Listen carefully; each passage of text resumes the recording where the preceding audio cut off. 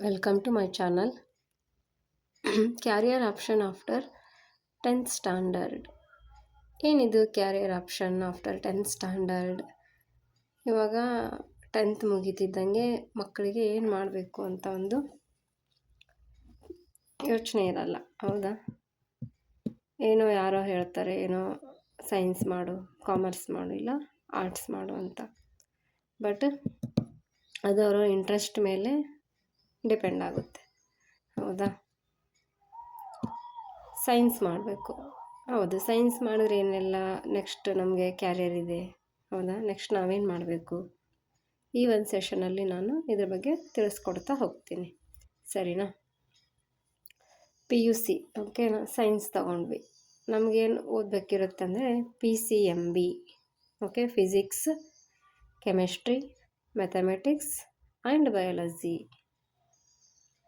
Next PCMC, physics, chemistry, mathematics, ಈ ಮೂರು same.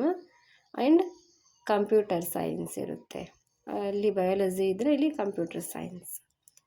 Next PCME ಅಂದರೆ physics, chemistry, mathematics and electronics stream ಅಂತ ಇರುತ್ತೆ.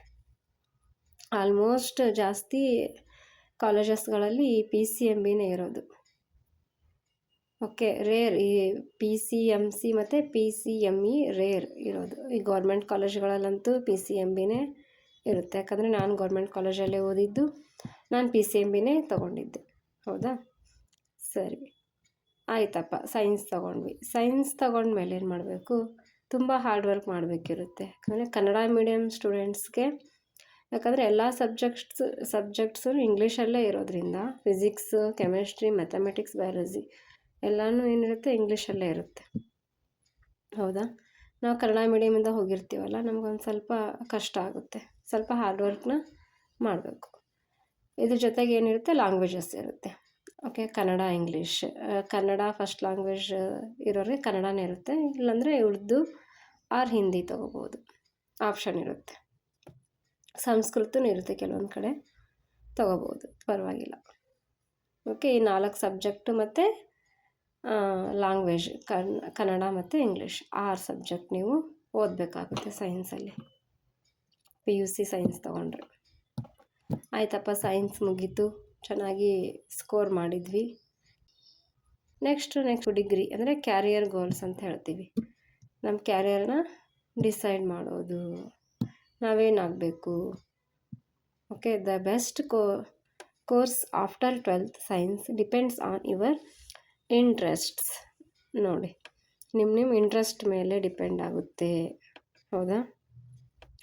ನಿಮ್ಮ ಗೋಲ್ಸ್, ಹೌದಾ? ನಾನು ಇಂಜಿನಿಯರ್ ಆಗಬೇಕು, ಡಾಕ್ಟ್ರ್ ಆಗಬೇಕು, ಓಕೆ. ಇಲ್ಲ ನಾನು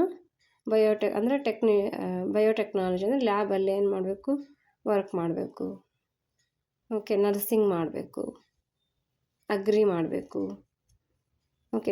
ನಿಮ್ಮ ಒಂದು ಗೋಲ್ಸ್, ಸರಿನಾ? ಟಾಪ್ ಕೋರ್ಸಸ್ ಇಂಜಿನಿಯರಿಂಗ್, ಹೌದಾ? ಇವಾಗ ಮತ್ತು ಮೆಡಿಕಲ್ಲಿಗೆ ಅಂದರೆ ಅವಾಗ ತುಂಬ ಏನು ಕಾಂಪಿಟೇಷನ್ ಇದೆ, ಹಂಗೆ ತುಂಬ ಓದಬೇಕು. ನೀಟ್ನ ಪಾಸ್ ಮಾಡಬೇಕು. ನೀಟ್ ಅಂದರೆ ತುಂಬ ಡಿಫಿಕಲ್ಟ್ ಇರುತ್ತೆ. ನೀಟ್ ಎಕ್ಸಾಮ್ ಪಾಸ್ ಮಾಡಿದ್ರೆ ನೀವು ಏನು ಮಾಡ್ಬೋದು, ಮೆಡಿಕಲನ್ನು ಓದ್ಬೋದು, ಸೀಟ್ ಸಿಗುತ್ತೆ, ಓಕೆ. ಆಮೇಲೆ ಏನು, ಈ ಇಂಜಿನಿಯರಿಂಗಿಗೂ ಸಹ CET ಬರೀಬೇಕು. CET ರ್ಯಾಂಕಿಂಗ್ ಚೆನ್ನಾಗಿ ಬಂದರೆ ನಿಮಗೆ ಗೌರ್ಮೆಂಟ್ ಸೀಟ್ ಸಿಗುತ್ತೆ. ಇಲ್ಲಾಂದರೆ ಏನು ಮಾಡಬೇಕು, ನೀವು ಜಾಸ್ತಿ ದುಡ್ಡನ್ನು ಏನು ಮಾಡಬೇಕು, ಖರ್ಚು ಮಾಡಬೇಕಾಗುತ್ತೆ, ಸರಿನಾ?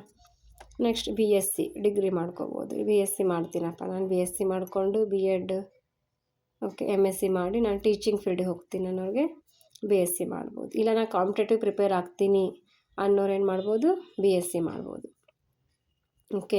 3 ವರ್ಷ ಇರುತ್ತೆ BSc.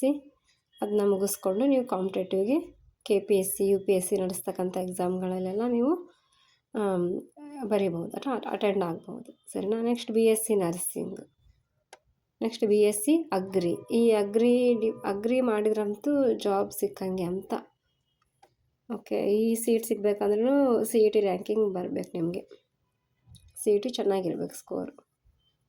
ನೆಕ್ಸ್ಟ್ ಆರ್ಕಿಟೆಕ್ಟ್ ಅಂದರೆ ಡಿಸೈನರ್, ಓಕೆ.